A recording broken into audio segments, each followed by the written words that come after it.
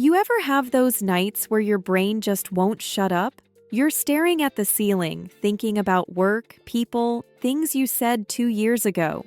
Everything at once? Oh, totally. I call it 3 a.m. Brain Olympics.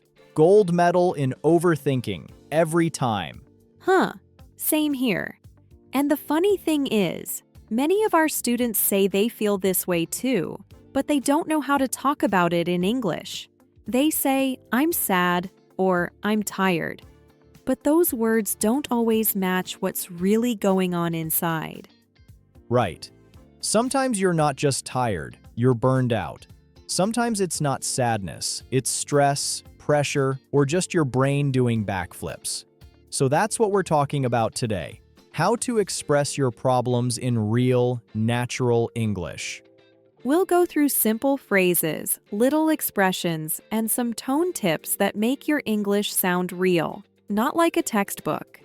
And maybe help you feel a bit lighter too. Because language isn't only for talking, it's for letting things out. Exactly. So let's start with the big one, stress. But first, there's a reason we all say I'm stressed even when the feeling is totally different. You know, I hear I'm stressed all the time, but people use it for everything, from missing the bus to losing their job. Exactly. Stress in English can mean different levels. For something small, you can say, I'm a bit stressed out, or I've got a lot on my plate.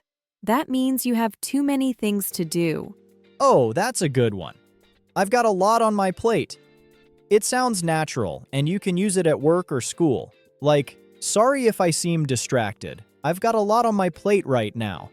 Yes.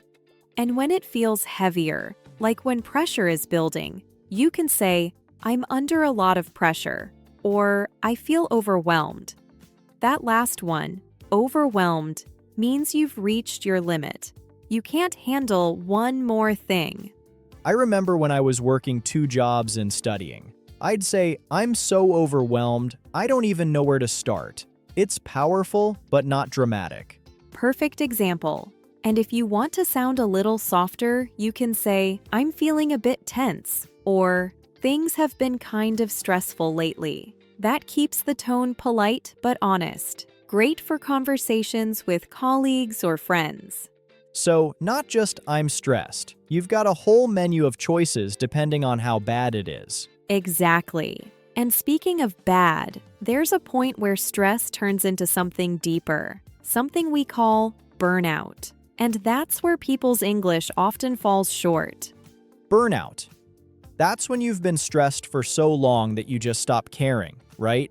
Pretty much. It's like your body and mind say, nope, we're done. You're not just tired, you're empty. No motivation, no energy, nothing sounds fun anymore. Yeah, that hits hard. I think people sometimes confuse burnout with being lazy, but burnout is what happens when you've been too responsible for too long. Exactly. In English, you might say, I feel burned out, or I've hit a wall. Hitting a wall means you can't go any further. You've reached your limit. I've also heard people say, I'm running on fumes. That's such a great phrase. It means you're still moving, but only just, like a car that's almost out of gas. Perfect. Another good one is, my brain's fried. You can say it after a long study session or a hard day. I can't think straight. My brain's fried. It's casual and funny, but people get it right away. Yeah, that one feels very real. It's something native speakers actually say when they're exhausted mentally. And here's the thing. Talking about burnout doesn't make you weak. It shows you're aware of your limits. You can even say, I need a break, or I need to recharge. Recharge is nice. It sounds positive, like you're taking care of yourself. Right. So if stress is the alarm bell, burnout is what happens when you ignore it. But sometimes the problem isn't what's happening around you, it's what's happening inside your head. Oh, the inside head problem. My favorite nightmare. Aha. You know, when you replay a conversation 10 times, wondering if you said something weird? Huh. Yes. That's classic overthinking. In English, you can say, I keep replaying it in my head, or I can't stop thinking about it. Those sound natural and show you're stuck on something. Right? And sometimes people say, I'm in my head too much. That's a great way to describe when you're lost in your thoughts. I love that one. Another common phrase is, I'm overanalyzing everything. It's when your brain turns small things into big ones, like rereading a message 12 times trying to hear the tone. Yeah, or when someone says okay, and you're like, was that a nice okay or an angry okay? Exactly. You can also say, I'm overthinking it, or more softly, maybe I'm reading too much into it. That means you're seeing more meaning than there really is. And when you want to reassure a friend, you can say, hey, don't overthink it, or try to let it go. Those phrases are caring, not harsh. Right? Because everyone overthinks sometimes. The goal isn't to stop your thoughts, it's to talk about them clearly. And English gives you lots of gentle, natural ways to do that. Yeah, it's not just about vocabulary, it's about giving your feelings the right space. Exactly. And speaking of space, sometimes when learners try to talk about emotions, they sound too formal or too strong without meaning to. Yeah, I've noticed that too. Some learners say things like, I'm suffering from mental exhaustion. Technically, it's correct, but it sounds like a medical report, not a real conversation. Exactly. Native speakers usually go softer and more natural. Instead of, I'm suffering from stress, try, I've been feeling stressed lately, or work's been a bit heavy recently. It sounds human, not robotic. Right. Another one I hear is, I'm depressed, when someone just means, I'm feeling down, or I've had a rough week. Depressed is a serious word. It's more clinical, so if you just mean you're sad or tired, you can go lighter. Totally. You can say, I'm in a bit of a funk, or I'm not in the best mood today. Both are friendly and easy to say in everyday life. I like that. A funk. It's kind of funny, but still honest. Yeah, and tone really matters too. Saying I'm exhausted with a sigh shows one kind of emotion, but saying it cheerfully after a long day gives a totally different meaning.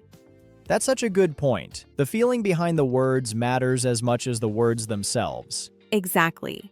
So, if you want your English to sound more natural when you talk about problems, think about two things. 1.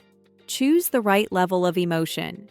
2. Match your tone to how serious the problem is. Love that. And I think the best way to see it in action is with a real conversation. Oh yes, let's build one using everything we've learned. But this time, we'll show how a simple chat between friends can express stress, burnout, and overthinking naturally. Hey Jack, you okay? You look a bit drained. Yeah, I've been running on fumes this week. Work's been nonstop, and I can't seem to switch off when I get home. Ugh, I get that. It's like your brain keeps running even after your body's done for the day. Exactly. I try to relax, but then I start thinking about emails I haven't sent, things I might have forgotten. Total overthinking spiral. Sounds like your brain's fried. Maybe you need a little reset. Yeah, I think I've hit that wall. I used to enjoy my job, but lately even small tasks feel heavy. That sounds like burnout creeping in. You should take a proper break. Recharge a bit. You're right. I guess I just feel guilty resting when there's still so much to do. Oh, I know that feeling. But rest isn't lazy. It's part of the job. You can even say, I need some downtime, or I'm giving myself a break. It sounds healthy, not dramatic. I like that. Downtime. Feels peaceful. Maybe I'll actually take the weekend off this time. Please do. And next time your brain starts the Olympics at 3 a.m., tell it the competition's canceled. I'll try. But seriously, this is the kind of English people need. Real-life talk that helps you be honest with yourself. Yeah, because the words we use shape how we handle stress and how we care for ourselves. And that brings us to something deeper. How language can actually lighten what you carry. You know, I never really thought about it before, but the moment I say what's wrong, I already feel a bit better. Exactly. That's the power of language. When you give your feelings words, they stop spinning inside your head and start making sense. It's like opening a window in a stuffy room. You let the air move again. Yeah, and it's funny because a lot of learners think they need perfect English to talk about emotions. But even small, simple phrases help. Like, I'm not okay today, or I just need to vent. Oh, vent is a great one. It means to let your feelings out. Talk without needing a solution. You can say, "Can I vent for a minute?" when you just need someone to listen. That's such a healthy phrase. It's honest, but not heavy. Right. And sometimes it's enough just to say, "I'm having a rough day." That small sentence opens the door for connection. You don't have to explain everything. Just name it.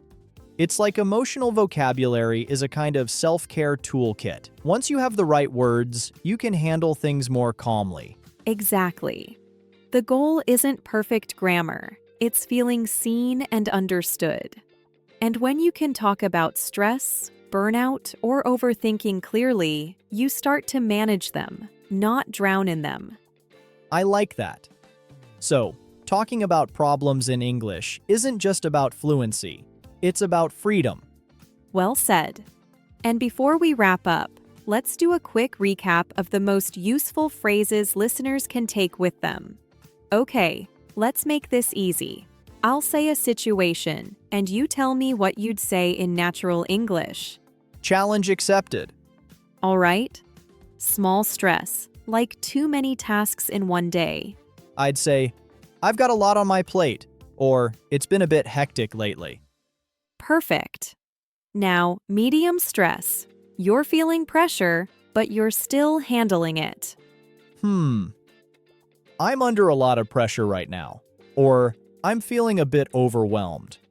Great. Now, when it's gone on too long, you're burned out. I've hit a wall. I'm running on fumes. Or, I need to recharge. Nice. What about overthinking? When your brain won't stop replaying things. I can't stop thinking about it. I'm overthinking everything. Or, I'm in my head too much. Good. And gentle ways to say you're not feeling great emotionally? I'm in a bit of a funk. I've had a rough week. Or just, I'm not feeling my best. Beautiful. And when you need to talk it out? I just need to vent. Exactly. Short, natural, human. These are the kinds of sentences that open conversations, not close them.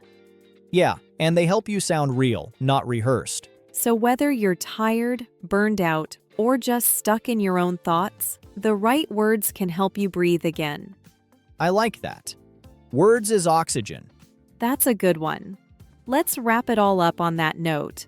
How to care for yourself through conversation.